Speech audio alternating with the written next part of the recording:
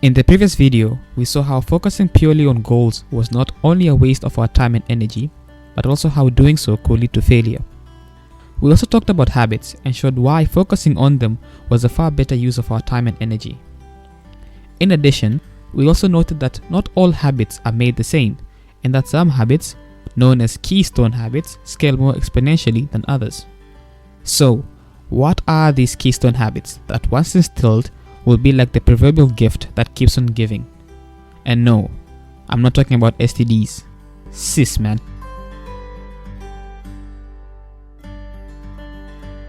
Number 1. Exercise.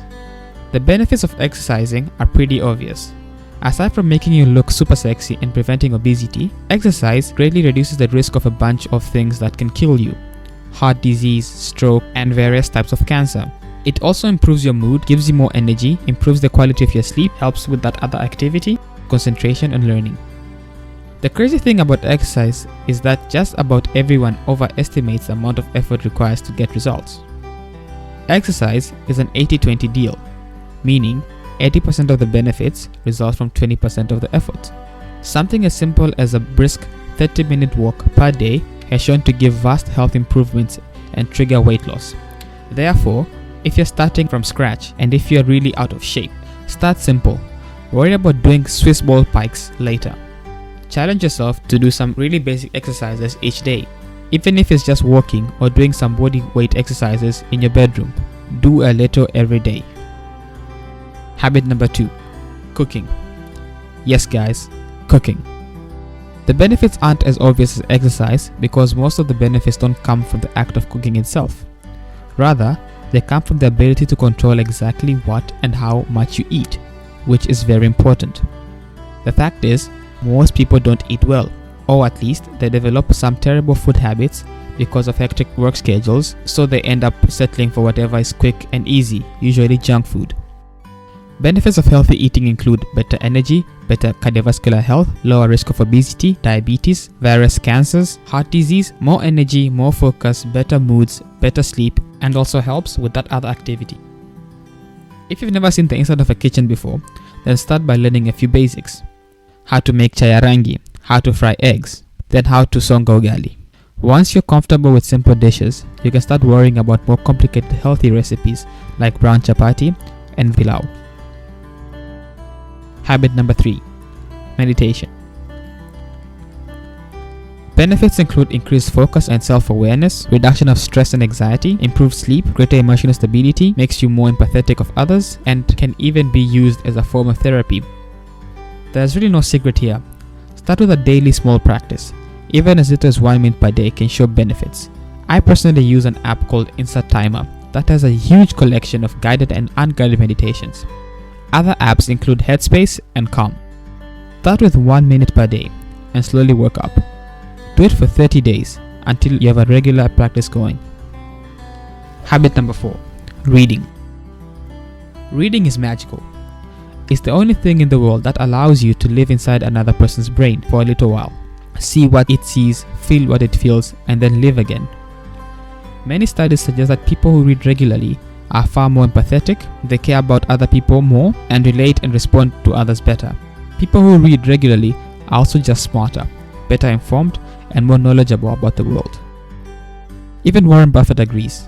Once asked what's the best thing for young people to invest in for their future, he replied, with knowledge. He said that money comes and goes, people come and go, but what you know never leaves you. He said that even in his 80s, he was earning returns on knowledge and information he picked up in his 20s.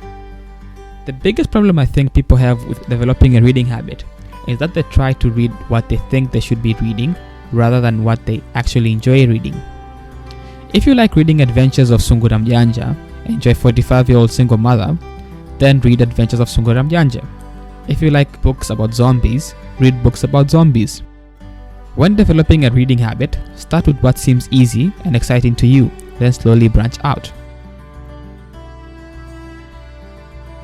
My rule of thumb is, when I start reading a book, I force myself to read either the first 10% or the first chapter, whatever comes first. And if I don't like it, by the end of that, then I put it down and move on to the next book. Habit number 5. Writing. No one can tell your story, so tell it yourself. No one can write your story, so write it yourself. Unknown. Whether it's emails or blogging or posting a football-related rant on Facebook, writing well is one of the most important life skills. If reading allows you to inhabit other people's minds for a brief period of time, learning to write well is like cleaning your house before the guest comes over. It forces you to learn how to structure your thoughts more coherently, string together rational arguments, and tell stories in insightful ways. Easiest way here is to start a journal. There are some cool apps out there that you can use. Or you can do it the old-fashioned way, by hand. The most important thing here is not to limit yourself. Use writing as a tool of self-discovery. Write your feelings, ideas, fantasies. Do this for 30 days. And later, when you're more comfortable, you can even start a blog and go public with your ideas. Finally, socializing. I know what you're thinking. Seriously? Socializing? Yes, I am. I think many of us, if we slow down long enough to take a long look at ourselves, don't give our relationships the time or attention necessary to keep them healthy and happy. You see, it turns out loneliness is kind of a thing. In our hyper-connected world, more and more people are finding it harder to take the time to simply be with somebody else for a while. Gone are the days of one-to-one meaningful conversations, cause now it's all about the number of likes. The more likes one has, the more sociable and happy they are perceived to be, which is usually far from the truth. This is perhaps the simplest habit to adopt. Make a point to talk to a different friend every single day. One person a day for the next 30 days should be your new slogan, whether it be on Facebook or WhatsApp or in person. Now, I don't mean just bullshitty Facebook chatter.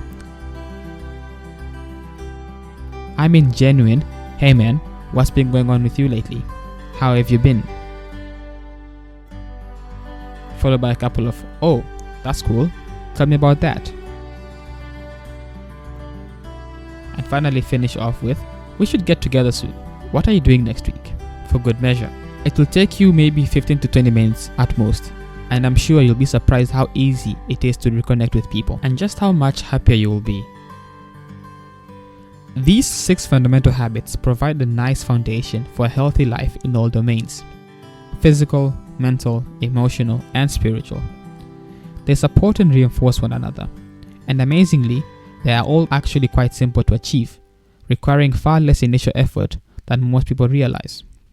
So I hope they transform your life and help you achieve your goals as they have done for me.